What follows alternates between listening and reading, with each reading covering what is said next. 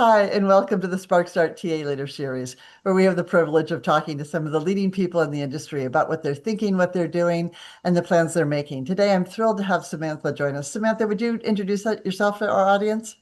Hi, thank you so much. My name is Samantha Irven. I am head of talent acquisition at Roco, based in Milwaukee, Wisconsin. And I've been in the TA space for over a decade. And one of the biggest things that I'm really passionate about is just really helping people grow, helping organizations become attractive, and understanding where we can streamline our processes so that we can be more efficient and effective. So I'm really happy to be here today, and thank you so much. But delighted to have you. And streamlining processes is really important. We're seeing a lot of people being cut out of the process, a lot of people laid off, which is, I don't think, the answer. But that doesn't mean that people can't work more efficiently. And of course, AI always comes into the conversation when you're talking about efficiency. There's clearly a place for it. There are clearly places where you want to keep the humans involved. But I That's think right. for a lot of TA leaders, where to start is the big question. Have you got thoughts on where you jump in? How do you start to make this new tool something that really does help productivity? Yeah, I think the first start, and with some of the things that we've done at Roco, we really embrace AI, and really trying to better understand where it can add the most value within our organization. So specifically in the talent acquisition space, I just wanted to look at our overall process and identify where can AI take some of the manual administrative components of our recruitment process so the team can focus on more meaningful conversations and really engaging with real humans. So from that, I looked into other, tools such as AI, candidate sourcing tools. I'm also looking at how can we have AI maybe involved in, you know, creating the summaries of phone conversations with candidates. So it's just really starting with, how is the appetite of AI within your organization? And then two, looking at just your model and where are you seeing those areas that are kind of administrative and how do you integrate AI into your process? And I've got to believe that you have to look at your people as well. Have you found, are your people open to it? Do you need training? How are you dealing with the human piece of this? Oh, great question. And so in terms of like the recruiting team, it's really understanding how efficient are they with leveraging AI. And so starting with just showing them different ways of how to incorporate it using webinars, things such as LinkedIn Learning, and just really understanding how to effectively use some of the AI features that are with LinkedIn Recruiter, and also visiting like other free resources that really tap into AI within the recruitment space. We've done things where we share best practices amongst each other. We even done things of like, how do I summarize my notes after talking to a candidate? So it's a great question. It's just starting with the people and making sure you understand where they're at, in the adoption and making sure that you make sure that they're comfortable leveraging some of the AI features and functionalities and providing some training and best practices as well. So my team is fully all in, and so they are learning and they're loving it as well. And I gotta believe you're doing when I see people do this well. They're usually really calling out people who are doing it well, people who are trying, really applauding the folks that have jumped in, even if it's not perfect the first or second time, but celebrating the successes. I think That's that really correct. encourages people to move forward there. So where is there a single place that you've found the biggest productivity enhancer Yes. right now?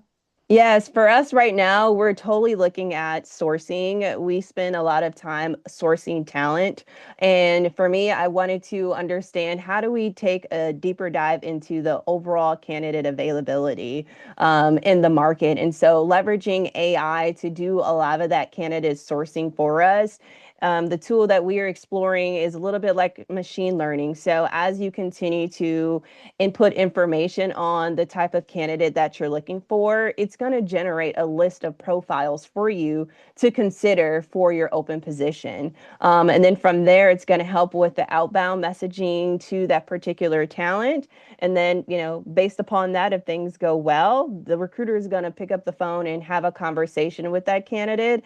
And then you know where it goes next, right? There's the recruiter phone screens, there's submitting.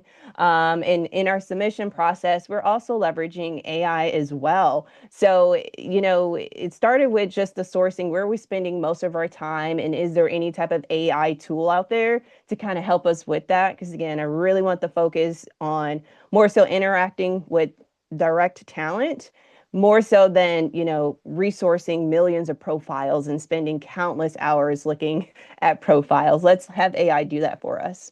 And are you finding people that you wouldn't have found manually, or are you just finding people faster? Where's the real savings there?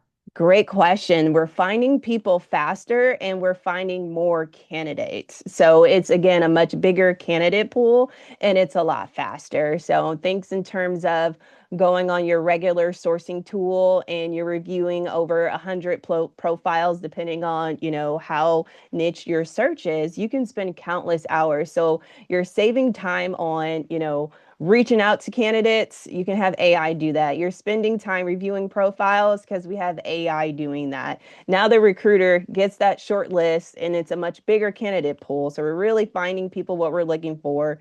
The AI is really making sure that the candidate at which whatever keywords they put on their profile and their resume, right? It matches with what we're looking for in our requirements and then giving us that short list. So this is something that we will be piloting this year. Because again, once you identify where's that painful point and then you've identified a potential solution, you want to pilot it, right? And so that's kind of where we're at right now. We're in that pilot stage. Great. And I love it. And one last question. Any warnings or heads up you'd give to somebody who's jumping into this? Lessons learned, any traps you fell into or are glad you almost didn't fall into? I know there's a lot of like uncertainty about AI, right, within the talent acquisition space and making sure it's being fair and consistent in the evaluation. So, words of advice is not losing sight of where we truly need those human touch points. So, for us in our space, it's really how can we make more meaningful connection? It's with the human interaction. So, for me, it's that component of really not forgetting that human interaction matters the most. And then two, understanding from a legal standpoint, what's the risk? How much is your company willing to risk in terms of the tool which you want to explore? And you got to make sure that the company has the appetite, right? If they're not fully interested in AI at this point, you can either go down the rabbit hole and, try to build a really strong business case, but, for me, it's may not be the right time. So just understanding your company's appetite, understanding the risk and truly how much risk are they willing to weigh in because there's really a lot of uncertainty with AI. And then what problem are you trying to solve for? Yeah, I love that. I think understanding how AI ready your organization is, and I think a That's lot of TA correct. leaders are under pressure to adopt AI and reduce costs and turning around and saying, we can do this, but here is the risk. Here is the exposure and the liability becomes a really powerful argument for progressing at a rate that makes sense for your organization. That's And right. different organizations, depending on how highly regulated they are, have different tolerances for risk. I think it's a key question. Samantha, I'd love to talk to you all day, and I probably could, but in respect for time for our listeners and yours, if people want to continue this conversation or have more detail about what you've done, are you open to them reaching out to you on LinkedIn? Is that okay? Or reaching out? Absolutely. I'd love to hear from other TA leaders. Let's knowledge share. Oh, great. Thank you. Well, thanks for joining me. I really appreciate it. Bye bye. Bye now.